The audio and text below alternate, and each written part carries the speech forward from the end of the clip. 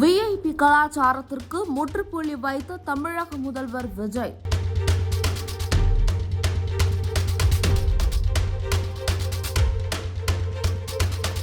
தமிழக அரசியலில் ஒரு முக்கிய மற்றும் ஆச்சரியமான மாற்றம் நிகழ்ந்துள்ளது. அரசு அலுவலகங்களில் நீண்ட காலமாக பின்பற்றி வரும் விஐபிகளுக்கான வெள்ளை துண்டு கலாச்சாரத்திற்கு தமிழக முதலமைச்சர் விஜய் அதிரடியாக முற்றுப்புள்ளி வைத்துள்ளார். தமிழக முதல்வர் விஜய்க்கு சமூக ஊடக பக்கத்தில் ஒரு முக்கிய வேண்டுகோள் விடுத்திருந்தார்.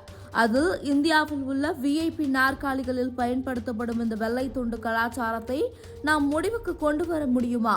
முதலமைச்சர்கள் விஐபிகள் என்பது மக்களுக்கு ஏற்கனவே தெரியும். நீங்கள் பலருக்கு முன்மாதிரியாக திகழ்கிறீர்கள்.